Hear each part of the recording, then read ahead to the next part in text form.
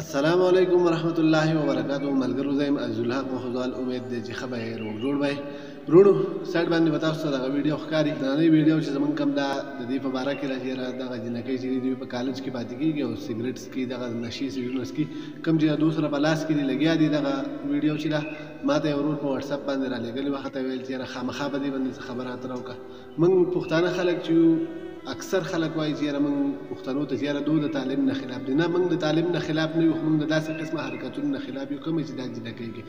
دوه په کالج کې پاتې کېږي دغه د نشي سيزونه چې دي دغه لګیا دي سکي دغه سیګریټس کې دغه ویډیو خدای خبر چې بس سی ټي وي بدري شوی وي یا پته نه لګي چې دا ویډیو بدري څنګه شوی وي او دغه سیګریټ چې دی دوی سکي دغه نشي سيزونه سکي نورانه ویډیو کې موږ هم دغه خبره کول غواړو چې خپل بچو باندې خپل لوریانو باندې طالب کوي نو دا په څه طریقه باندې کول پکار دی آیا دا په کالجونو کې هم دغه سي داخلول پکار دی چې باغی کې دغه سي ماحول وي چې الته کې سیګریټس کړي کېږي خو بالکل نن ویډیو چې زمونږ دغه په اړه کې تاسو په خپل کمنټس هم راکړئ زه په خپل کمنټس هم درکوم وروړو دغه ویډیو چې تاسو کته شي چې دوه لګیا دغه سیګریټس کې او دغه د نشي سيزونه سکي نو دغه جنکو مور او بلار ته یا هغه خلک چې په خپل جنکو باندې تعلیم کوي په کالجونو کې یا په یونیورسيټانو کې هر ځای کې چې تعلیم به کوي هغه د هم زمانه طرف نه دغه یو کمنټس دغه یو وینا د ورته چیرې کله هم په خپل بچو باندې په جنکو باندې چې تعلیم کوي نو حق دی د جنکو له تعلیم بالکل فکر د څنګه الګ تعلیم کې چې دغه جنکې مو کې خو تاسو لازمی په دیو باندې دغه نظر ساتي دغه خیال په ساتي چې یاره دوی دغه طرف ته اقدام کین دي نن سبا په معاشره کې چې څومره د نشي سيزونه زیات شوي دي او څومره نارینه لکان دغه د نشي سيزونه سکي کاغه آیستی کاغه چرستی یا پودر دي او دغه سي فورا پکې زنانه هم لګیا دي دغه جنکې هم لګیا دي دغه سيزونه سکي نو زه دغه مور او پلار ته وایم چې تاسو هم به دغه خپل جنکو باندې تعلیم کوئ نو لږ ډېر خیال پې ساتئ یا دغه ته نږدې ورته کور واخلئ په هغې کې پاتې کېږئ او په دوه باندې دغه تعلیم کوئ که دغسې دی نو بیا هم د دې لپاره څه نه څه طریقه برابر کړئ چې یاره د دوی د مستقبل سوچ دی ځکه که هلک یو بله هلک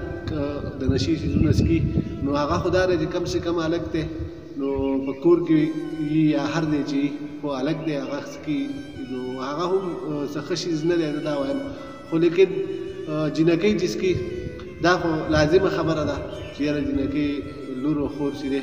دا د پردي کور شیز دی نو پکار ده چې په دې باندې لږ ډېر خیال وساتلی شي او کوشش کوئ چې یاره دغه د نشي سیزونه چې په معاشره کې کم خرڅېږي د قانون سره پوره لاس اخلاص وکړئ دغه د نشي خرڅولو والا د نشي کم سمګلینګ چې کوي دغه شیزونه چې خرڅوي نو کوشش وکړئ چې دغه خلک حکومت سره تعاون وکړئ چې دغه خلک راګیر کړی شي نو بس ورونو دغه یو شارټ شان د پیغام نن دغه ویډیو کې ماته ورور په واتس اپ باندې را لېږلی وه او همدا یې ویل چې یاره موږ ته خلک دا وایي چې یاره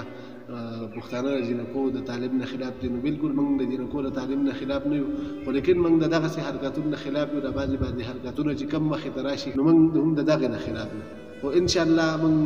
به خپل کوشش کوو چې یاره معاشرې ته موږ هر هغه خبره وړاندې کړو کومه چې معاشرې ته د هغې ضرورت وي نو